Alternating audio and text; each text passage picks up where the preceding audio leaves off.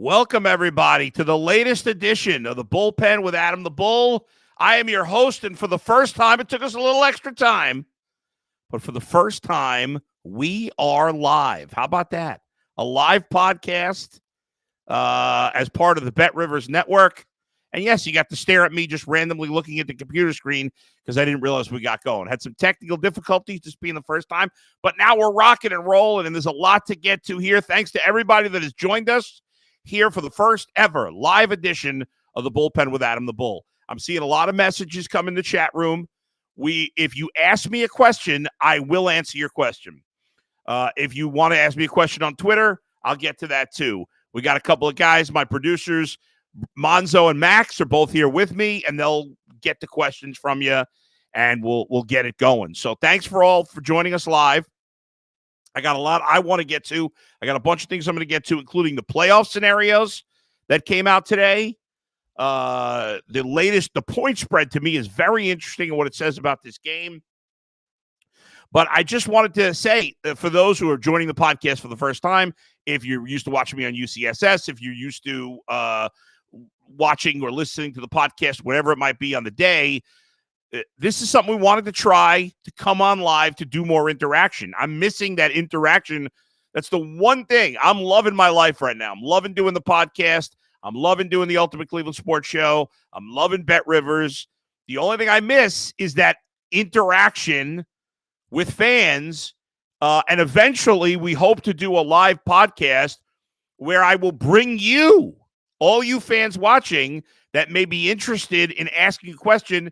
And if you have a computer access, we'll bring you up. You'll see you'll be there. We'll see each other, and you'll ask me questions. But we gotta walk. We gotta crawl before we can walk, and then eventually run. So today we'll start it off this way. Okay. So here we go. All right. First of all, the Browns playoff scenarios. We're gonna get into that in a second. The point spread is up for the Browns and Texans. The Browns opened as a 1-point underdog in Houston. My thought was that line would start trending towards the Browns, and in fact, it's gone the opposite way. The latest Bet River point spread as of right now, 5:09 p.m. Eastern on Tuesday afternoon, the Browns are now a 2.5-point underdog to the Houston Texans. Obviously, the game is in Houston. The Texans coming off a nice come-from-behind win, same as the Browns. Both did it against not great teams. I'd say the Browns did it against a better team in the Bears than the Texans did against the Titans, but that's, I guess, debatable. But the Texans, I was going to say, well, the Texans did it without their starting quarterback. Well, the Browns have been doing it without their starting quarterback for a couple of months now, and they're at their fourth quarterback with Joe Flacco, although really he's their second-best quarterback. That just took them a while to get to him. The Texans played their first game without C.J. Stroud last week, and they looked like they were in big trouble. They came back late. Case Keenum, who all Browns fans know well, rallied them back, and the Texans pulled out a victory, I think, in the closing seconds of overtime. When I first saw the spread at Browns +1, and then trending today to +2.5, which is, a pretty big move.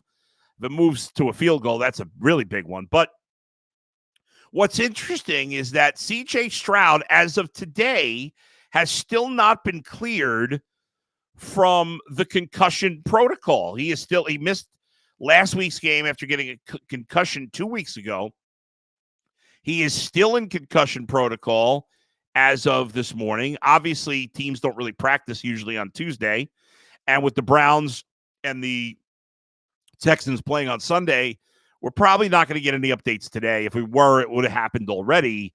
But the Texans, we should know tomorrow whether or not he clears. At this moment, it's anybody's guess as to whether or not C.J. Stroud is going to play. But what's interesting to me is that even though he hasn't been cleared, based on where our point spread is at Bet Rivers, our guys must think that C.J. Stroud's going to play, because I got to believe that if it were Case Keenum, this game's a pick 'em, or maybe even the Browns a slight favorite, where I understand the Texans at home, especially because the Browns haven't played as well on the road, being a slight favorite with C.J. Stroud. It's a pretty big difference. Again, I know they won last week with Case Keenum, but obviously the Browns are a much better team than the Tennessee Titans.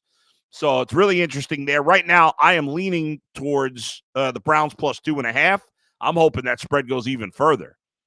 Even if C.J. Stroud plays, he's not going to get a lot of practice this week, I wouldn't think.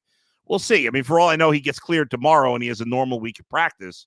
But the fact that he was not cleared by yesterday makes me think that that's unlikely at this point. So we'll obviously keep an eye on that. And there's a lot of games to keep an eye on this week. And we'll get to that in just a second. But, and we'll get an update tomorrow also on the Browns injuries. There aren't many additional ones from last week, but you did have Joel Bitonio, and Mary Kay Cabot said today that he barely could move in the locker room. Also, Zadarius Smith got a little banged up in this game. It seems like he's going to be okay. Hopefully, Bitonio can play this week. Hopefully, Denzel Ward can play more this week. Obviously, he wasn't playing a lot in his first game back after missing 3 games last week. Myles Garrett's play has continuously gotten better since the injury 4 weeks ago. He was really bad 3 weeks ago, and he's gotten a little better each week. He looked closer to the player we expect him to be last week. Hopefully, now this week against the Texans, he is fully back to the player that we hoped he could be. And so my early lean is with the Browns at this point. And I'm guessing I won't change my mind, but you never know how things go as the week goes along. Now, I was looking at the New York Times where you punch in all the wins and you see, can you clinch this week or next week? What are the clinching scenarios? And there was no scenario. It all said 99% if the Browns win this week with a bunch of scenarios. But apparently that's wrong because Tom Pelissero just got the release this afternoon from the NFL Network. And here's the latest. So the Browns if they win this week, now obviously they have to win, but if the Browns win this week, there are a lot of scenarios where they can clinch. Now, there's one of them involves a tie, so I'm not going to mention that one. It seems like it's better if and it's weird. You'd think you'd want the Bengals to lose because they have 8 wins and the Steelers have 7, but there's actually more paths to getting in the playoffs this week if the Steelers lose. Obviously the Browns have to win to clinch a playoff spot this week. If they win and the Steelers beat the Bengals, they would need a Denver loss, a Buffalo loss, a Miami win, or an Indianapolis loss to get in. If the Bengals beat the Steelers, which, like in the Browns game, I'm leaning towards the Browns, I'm also leaning towards the Bengals. Now, the Bengals, who besides Joe Burrow have a very healthy team, had 2 key injuries last week. Their best defensive tackle in DJ Reader, their best offensive skill position in Jamar Chase. Reader's done for the year. Chase is probably not going to play this week, so that factors in. I still am leaning towards the Bengals, who are a 1.5-point favorite Saturday afternoon at Pittsburgh. So if the Bengals win that game, it opens up a number of clinching scenarios for the Browns. Again, you need a Browns win and a Bengals win. If the Browns and Bengals both win, then the Browns would get into the playoffs. If the Bills lose, Miami wins, and either Denver loses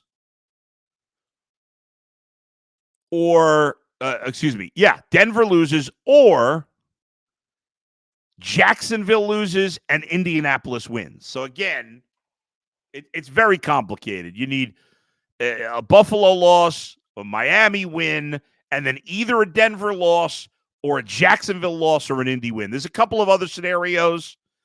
A Denver loss, a Miami win, an Indy loss. It can get very confusing. So, but there's at least 4 other games that have to go the Browns' way. In some cases, there's 5 other games. I think I already confused you. There's so many scenarios. But the bottom line is, if 4 or 5 games go the Browns' way, including the Browns winning and the Steelers losing, although, again, if the Bengals lose, there's a scenario too. There's just more scenarios to clinch if the Steelers lose. The Browns could get in. We'll have to, see how that shakes out. Obviously, if you look at the schedule, the Saturday games, you got the Thursday game, Saints-Rams, that won't affect the Browns. But the 2 Saturday games, the Bengals at the Steelers and the Bills at the Chargers. So when the let's say let's assume the Bengals win because that's better for the Browns. Obviously, we shouldn't assume that, but let's say they win. And I think it's fair to assume the Bills will win against the Chargers. They're an 11-point favorite. It's very likely. So if the Bengals and Browns win, Bengals and Bills win, if the Browns take care of business on Sunday, then going into Sunday, they will either need a Miami win and a Denver loss, Miami win, Jacksonville loss, Indy win, Kansas City win, Indy win, Jacksonville loss. So one of those three things happen if the Bills and Bengals take care of business Saturday and the Browns take care of business Sunday. Again, I've probably said too much. I've probably confused you all. I apologize if I do. Obviously, we're going to be keeping an eye on what's happening with C.J. Stroud all this week. Stroud is obviously dealing with a concussion, and that will make a big difference as to whether or not the Browns can win this week and eventually clinch. Thanks to all of you who are in here live. We've hit the triple-digit mark, which is good. I didn't know, you're not used to seeing me do a live podcast, and I didn't know how many people were going to be able to join us live, and so I'm happy with getting the triple digits here. We've put a poll up on YouTube. Are the Browns a Super Bowl contender? I'm going to vote right now. I'm going to vote yes that the Browns are a Super Bowl contender. And so far, with a handful of votes, it's 68% yes and 32% no. I know a bunch of questions are going into the chat. If you have a question for me, put it in the chat or tweet it at me, and I will get to as many questions as I possibly can. We were planning to go to 5:30. I'll probably go longer, especially if I can't get to all the questions by then. So we got the playoff scenarios. One other thing that I wanted to hit on this week, just to keep in mind, and that's the Browns being able to win the division. I was looking at these scenarios, and I can't remember if I don't think I mentioned it Sunday, but I may have mentioned it on UCSS. But let me do it here for the first time. The Browns' path to winning their division. I already know I've made it a little confusing with all the scenarios, but the Browns' path to winning the AFC North. And again, the Browns haven't won the North in over 30 years. Over 30 years since they won the division. The path to the North, winning North, is not easy, but it is not crazy. 5 things have to happen for the Browns to win the North, and the Browns control their destiny in 3 of those 5 things. Obviously, for the Browns to win the AFC North, they need to win out. That's pretty simple. You have to finish with 12 wins. So they got to win out. Now, if the Browns take care of business, if they beat the Texans Sunday, then beat the Jets a week from Thursday, and then beat the Bengals in the final week of the season. If they win those 3 games, the only thing that has to happen for the Browns to win the North, the Ravens have to lose to the Niners this Sunday. That is not unreasonable at all. In fact, I think it's likely to happen that the Ravens will lose as good as the Ravens have been. Right now, the Niners are the best team in football. The game is in Santa Clara. The Niners are a 5.5-point favorite. It's the Christmas Day night game, the last game of the week on Christmas Day, the evening, 8:15 start. So if the Browns take care of business and the Ravens lose to the Niners, now you're talking. Okay, so if the Browns win out and the Ravens lose to the Niners, the only thing that has to happen besides that for the Browns to win the division is the Ravens would have to lose either at home to the Dolphins or in the last week of the season at Pittsburgh. Now, I don't think either of those things are highly likely, but certainly not impossible. The Dolphins have a great record. They haven't beaten any good teams, so that makes me dubious there, especially with the game being in Baltimore. The Steeler game, though, is on the road. The Steelers could have a possibility of trying to get into the playoffs that last week. And the Steelers and Ravens don't like each other. So even if the Steelers don't have much to play for, I think they'll try to play to beat the Ravens. I think. One step at a time, 1 week at a time, 1 game at a time. That's the situation there. I'd love to be able to now give you an update on a blockbuster Guardians transaction. Unfortunately, as I'm sure most of you have guessed, the Guardians have not made a blockbuster transaction. and I would not expect him to do so. So there you go. Unless I missed something in the last 5 minutes, but I don't think I did. And they have not signed anybody of significance. They've not added anybody of significance. So I'm not going to waste any more time on it. All right. Got a lot of fans that want to ask questions. So that's what I want to get to next. This was the opportunity. This is part of the reason I wanted to do the live podcast, is to get to your questions. And now's your chance. Again, thanks to everybody for joining me live. So let's get right to it. I'm going to start with some of the questions I got earlier before we even got started today. The first question I got was from Crafty Bucket on Twitter, at Crispy Bucket. If you could keep one coach but have to replace all other coaches, who would you keep? Schwartz, Stefanski, Callahan?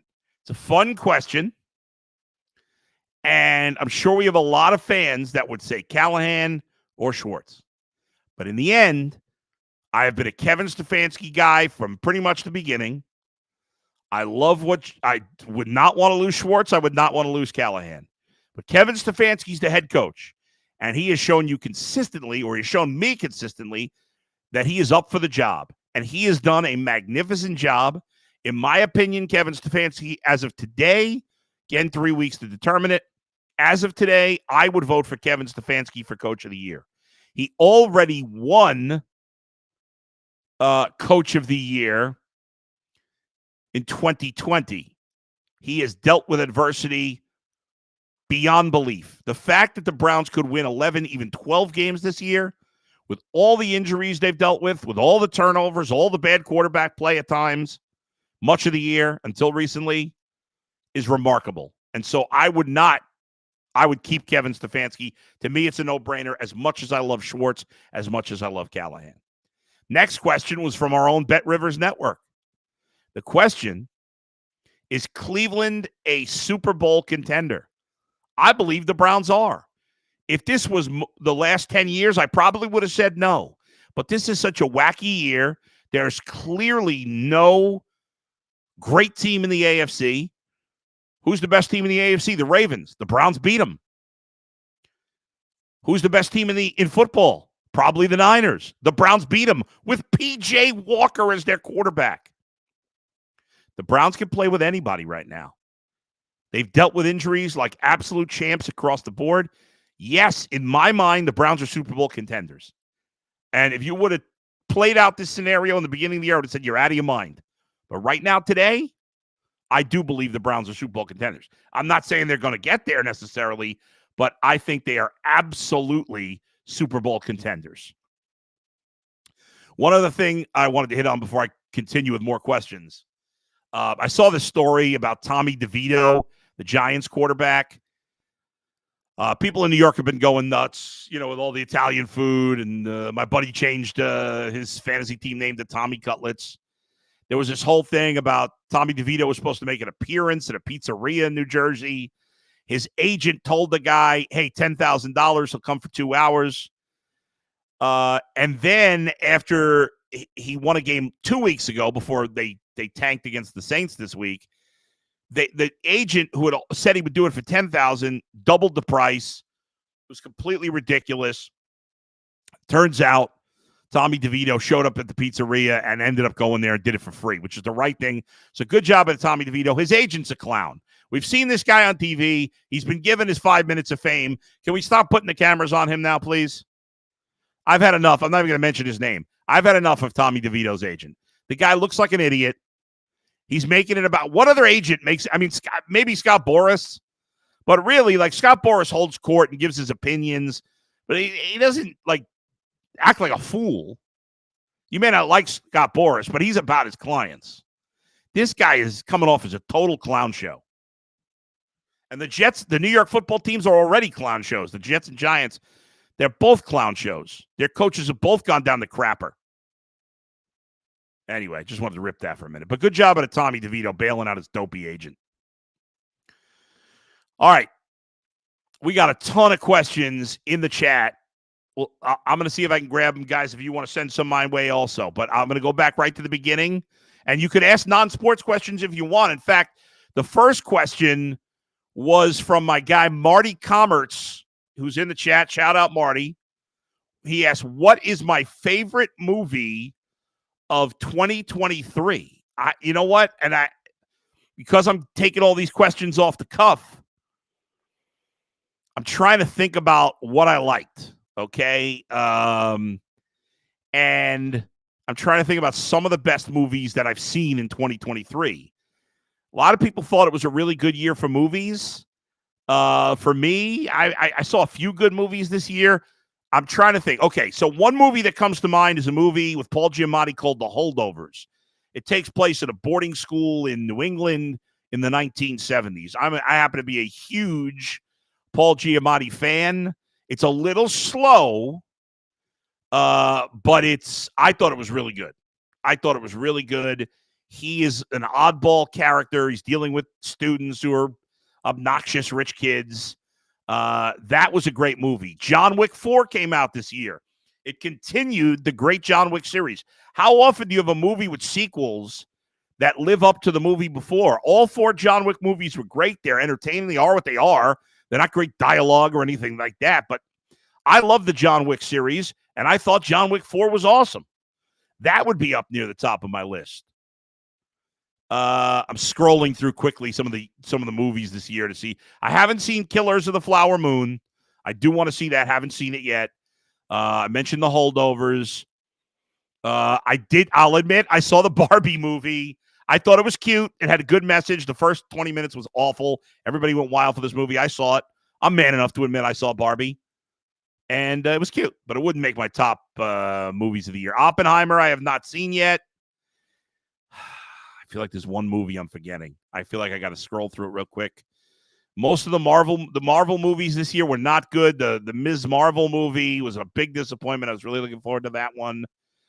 So there you go. If I think of something else, I'll throw it in there. I'm scanning through some of the movies of this year to see if there's anything that strikes a chord with me that I saw this year. But so far, no. May, December, that was boring. I shut it off. Didn't see that one. Air. Oh, the Michael Jordan movie. That was good. It was weird that they didn't have anybody playing Michael Jordan, but I did really like Air. I thought that was a really good movie. I didn't realize that was still 2023. I feel like that came out 2022, but obviously I'm wrong. So, okay, there's some of the best movies of the year. Those are some of my choices. I didn't see Maestro with Bradley Cooper. Honestly, I have no interest in seeing that. Next up. Hey, Adam, says Jake R. Are there any running backs worthy of a look-see sitting at home on their couch too? I don't think so. Not at this point. If I'm going to grab somebody off the couch, I'm going to grab an offensive lineman. But I don't see a running back. I think all the guys we would grab off the couch have already been grabbed, like a Melvin Gordon who actually just got activated today off the practice squad or called up from the practice squad to be on the Ravens active roster because their young running back, whose name's escaping me. Oh, what the hell's his name? He's a rookie, and he looked really good against the Browns. Oh, name's escaping me. Anyway, he got hurt, and he's out for the year. Zach Huffman asks, are you excited for House of Dragon, the Dragon Season 2? For those who don't know, that is the prequel series to Game of Thrones. I wouldn't say I'm excited for Season 2. I didn't love House of Dragon. I liked it, so I will watch it, but I'm not excited. Jay Daniels, how did you like the ending of Fear the Walking Dead?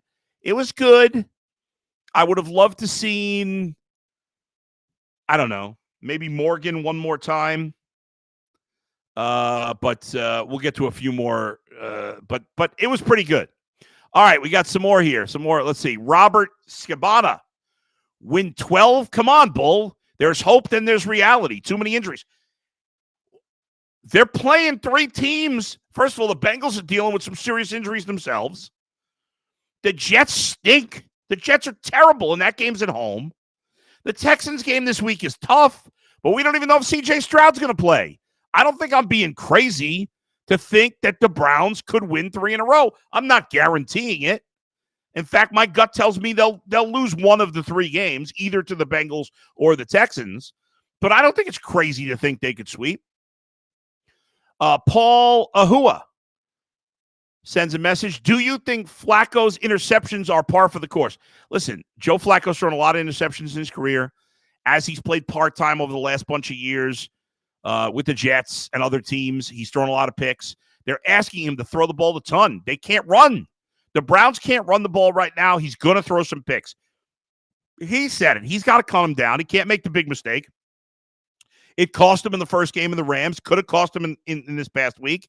It may ultimately, but he's way better than anything they got right now. He makes a lot of big throws. You got to live with the picks, unfortunately. It's not a perfect world. He's not a perfect quarterback, but he's the best he got. Christopher Gillespie. Hey, Bull, how do the Browns keep Jim Schwartz from leaving? Ultimately, if Jim Schwartz has a chance to be a head coach, he may take it. I don't know that he's definitely going to get a chance to be a head coach. I think all too often, coaches are hired to be head coaches because their unit has a good season, which the Browns defense obviously under him has done great. That doesn't necessarily make you a good head coach. I think teams make that mistake all the time. So you got to just hope nobody wants him to be a head coach. You feel bad because, you want him to have a good career, but he's had a great career. As long as he doesn't get hired as a head coach, I feel like Jim Schwartz is going to stay. Jay Daniels, how do you like the end of Fear the Walking Dead? We got that one.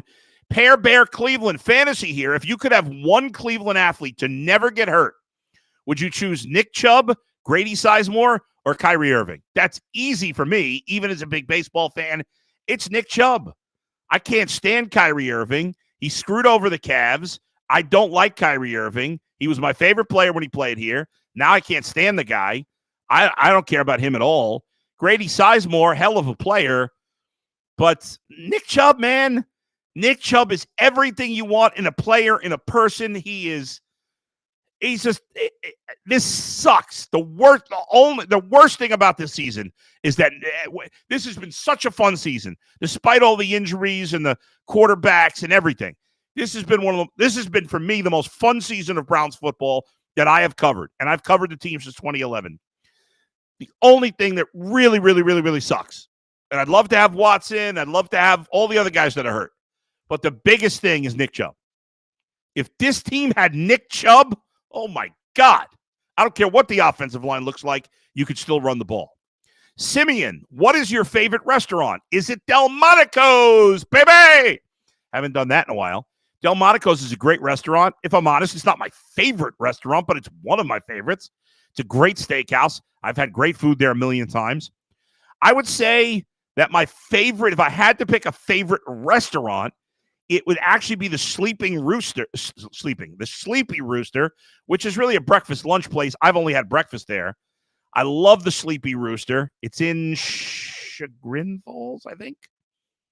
Russell, like right in that borderline there. It's a great restaurant. Husband and wife own the place. They're nice people. Everything is done with care. It's a nice, clean restaurant. That's my favorite place. Larder in Tremont. I love Delmonico's. I love Sweet Basil Pizza in Westlake. I love Mitchell's Ice Cream, of course. I love Il Rione. There's a lot. I know. So anyway, those are some of my favorites. Chuck Nicoletti, should the Browns sign Flacco for next year? No. Maybe at the end of the year. Not now. Let's see how the rest of the season goes. No, it's not a million teams banging down the door for Joe Flacco. He's going to be 39 years old in a couple of weeks. He's loving this experience. We don't know if he's going to want to come back. I'm not locking into guaranteed money for next year for a 39-year-old quarterback, no matter how well he's playing right now. Brett Nels, what was the most aggressive argument you ever had with Dustin Fox? Listen, Dustin and I are like brothers. Even though we haven't worked together in close to 2 years now, we're still close.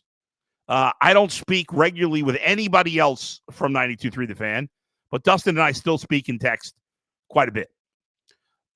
We had our arguments. We worked together for 12 years. Of course, we had our arguments. Most of them were arguments in the moment, and then you forgot about it. We probably had 3 or 4 arguments over our dozen years together that we were mad at each other, and it lasted, but we always hashed it out, at least by the next day. There was one time he was really pissed at me, and he wouldn't take my calls that night, and we couldn't hash it out till the next day. But it's never gone more than a day. Love the guy. We love each other. We're brothers. But I don't remember the specifics of the arguments that we had. Top 042. Do you think it's time for Jay to retire the turtleneck and sport coat combo? Listen, Jay's been on TV way longer than I have. He's a sharp dresser. Guy's in great shape. He's almost 60 years old. I'm not ripping his clothes. What the hell do I know about fashion? The only in Cleveland channel is Die Hard, a Christmas movie. No, Die Hard is not a Christmas movie. It absolutely is not a Christmas movie. And I don't know why people call it a Christmas movie. So that's it. Do we have any more questions, guys? Let me see. Let me check my Twitter one more time. We got a bunch of questions. We've already gone over 30 minutes. Nothing more there. Let's see if I missed anything in the chat room.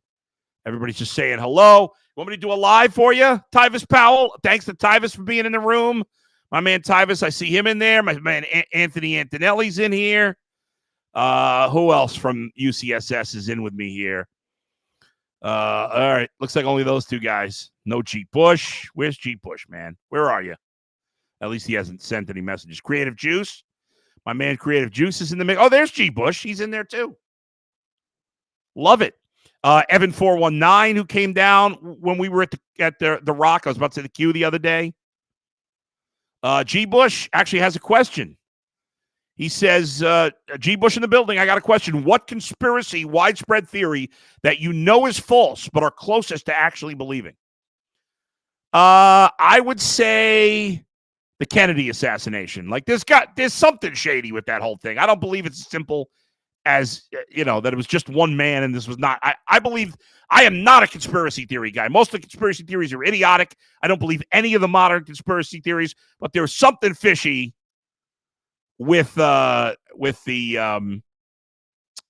Kennedy assassination. Something very fishy. And just for you, Tyvis, I'll say it now. I am live. I should have done it at the beginning of the show. Old school shout out to my radio fans. Barry Langford, is JOK a Pro Bowl candidate? He is absolutely a Pro Bowl candidate. Absolutely. I don't know that he's going to get in. I'm not looking closely enough at the other linebackers in the league, but I think he is. Let's see. Dan Clark, Bull, when can I meet you? I love the UCSS. We'll figure it out, Dan. We did a remote broadcast last week. I'm sure we'll do another one in the new year. I can't give you a definitive answer right now, but at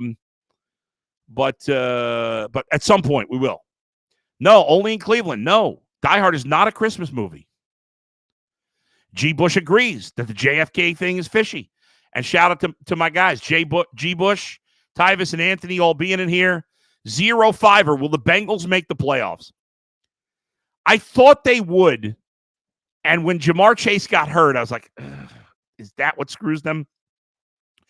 I do think the Bengals are going to win this week. I think they're going to lose to Kansas City. I think it's going to come down to the Browns and Bengals the last week. The Browns are going to the playoffs. If the Bengals beat the Browns, I think they'll get in with 10 wins. If they lose to the Browns, they will not with 9. Jameson Hardy, if Njoku doesn't go to the Pro Bowl, it's because we're in the Super Bowl. Yeah, I think I was talking about this today. I think David Njoku is in great shape to make the Pro Bowl. He is, at worst, the third best tight end in the AFC.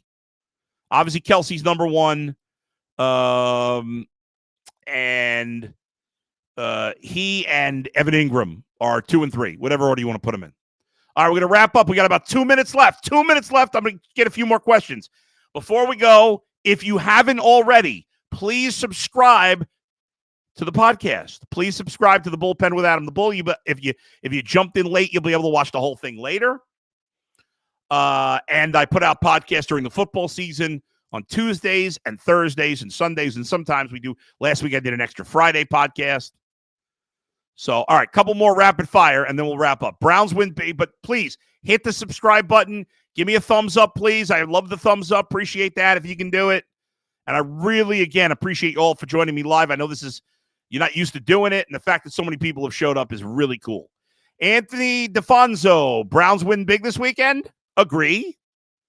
I agree they win. I don't agree they win big. I don't think they're going to blow out the Texans. I think it's going to be a close game.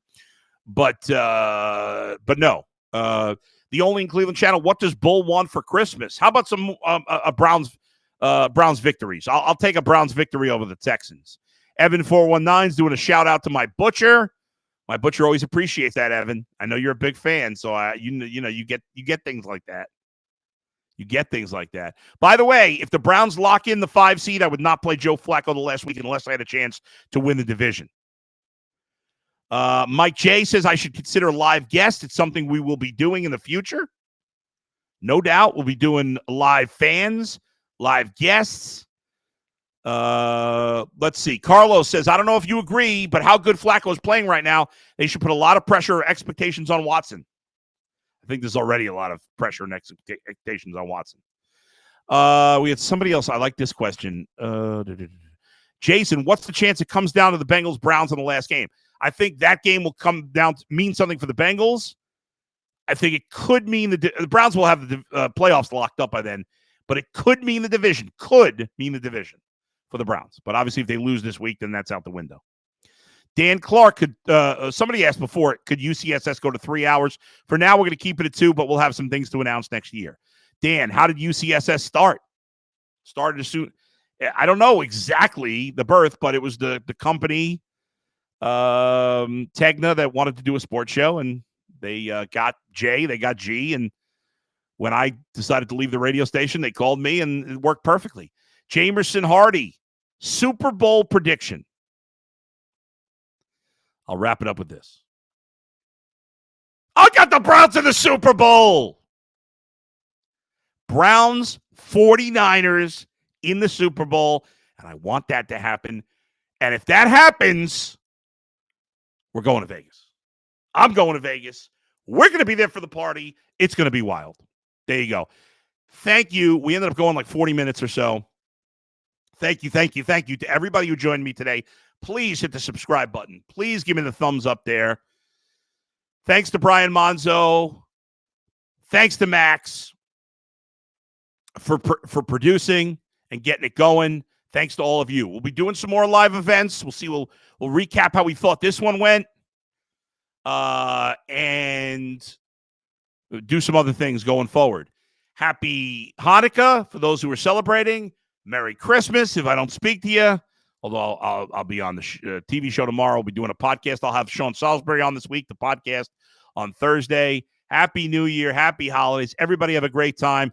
Thank you all for listening. Thank you all for watching. Love you all, especially my guys who didn't have to do this, so we worked together. I saw G. Bush and Tyvis and Anthony. I'm really appreciative of them being here. Love you all, and I love the diehard fans. You're the best. We'll do this again soon. Love you. We'll see you in the bullpen with Adam the Bull.